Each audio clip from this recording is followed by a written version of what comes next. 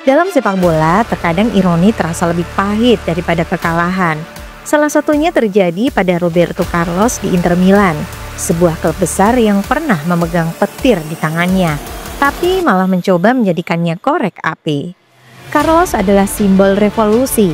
Dia bukan bek kiri biasa, dia adalah sayap, roket, peluru kendali, ancaman dari sisi lapangan yang bisa meledak kapan saja. Tapi saat datang ke Inter Milan tahun 1995, dunia sepak bola malah menyaksikan eksperimen paling aneh terhadap salah satu talenta paling unik di generasinya.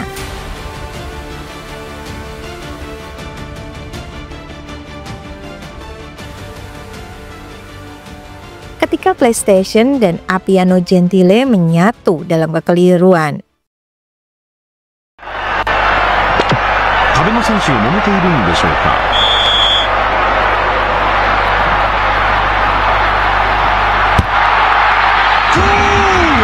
直接ねじ込んだ。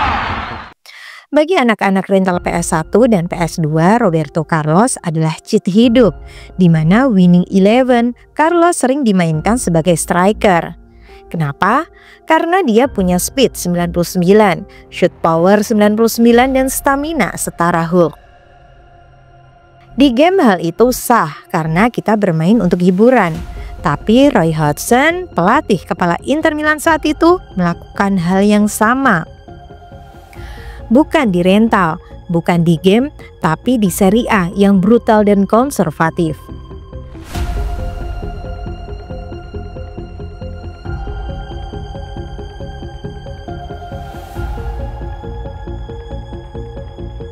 Karena saya mencetak 7 gol di 7 pertandingan pertama, mereka mulai memainkan saya lebih ke depan sebagai winger, bahkan striker, ujar Carlos.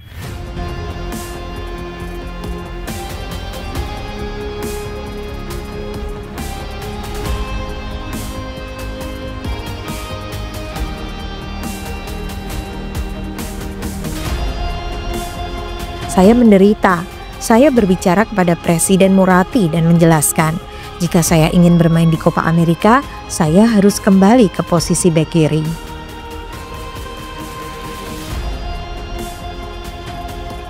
Kita terbiasa menyebut Hodgson sebagai pelatih berpengalaman, tapi justru dia yang melakukan kesalahan yang bahkan pemain kasual pun tahu.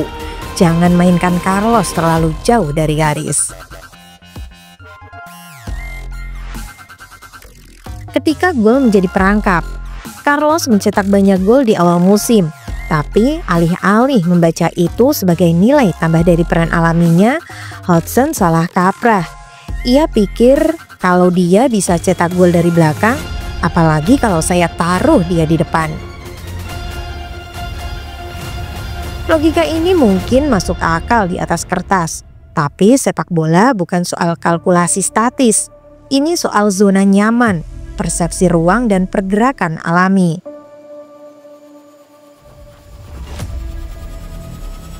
Carlos mencetak gol karena dia datang dari belakang, karena dia berlari bebas, menyerang ruang dan menembak tanpa dikawal. Ketika ia jadi striker, dia kehilangan semua itu. Alih-alih mengejutkan lawan, dia jadi target yang diamati. Dan yang lebih menyakitkan, dia dipaksa mengkhianati identitasnya sendiri sebagai bek kiri dinamis.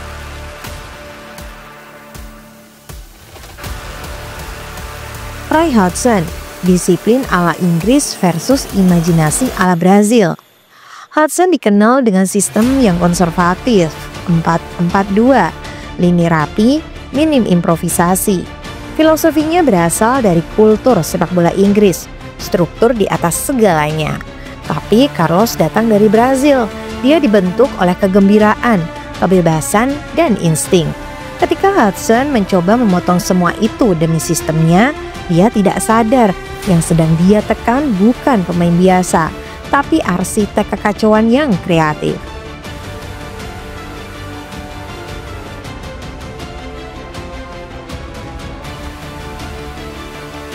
Bukannya membangun sistem di sekeliling pemain bintang, Hodgson mencoba memasukkan Roberto Carlos ke dalam cetakan yang terlalu sempit. Hasilnya, potensi luar biasa justru jadi masalah dalam sistemnya.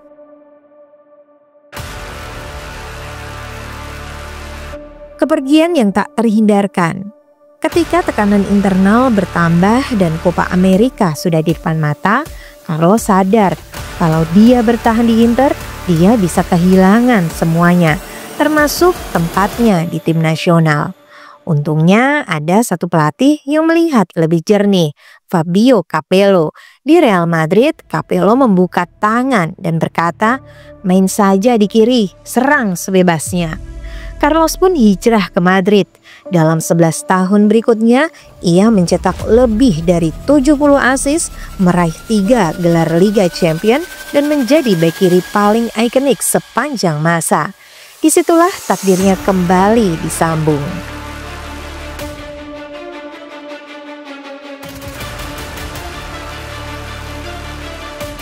Ironi terbesar, Roy Hodgson sama dengan anak rental tanpa kesadaran. Apa yang dilakukan Hudson sebetulnya mirip dengan yang kita lakukan di PlayStation, memindahkan Carlos ke posisi striker demi mencetak lebih banyak gol. Bedanya, kita tahu itu cuma simulasi. Hudson melakukannya di dunia nyata dan benar-benar mengira itu langkah taktis cerdas. Itulah ironi terbesarnya. Seorang pelatih profesional bertindak seperti gamer casual tapi tanpa refleksi.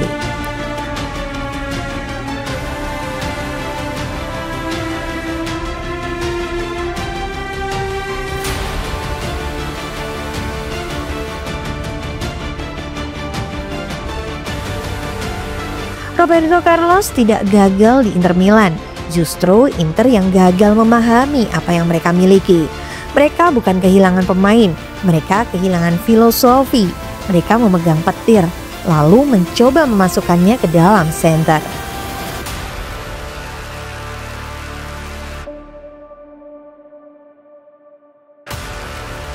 Dan yang lebih menyedihkan, kesalahan itu bukan dibuat oleh anak kecil yang bermain di rental, tapi oleh pria Inggris dengan lisensi pelatih profesional.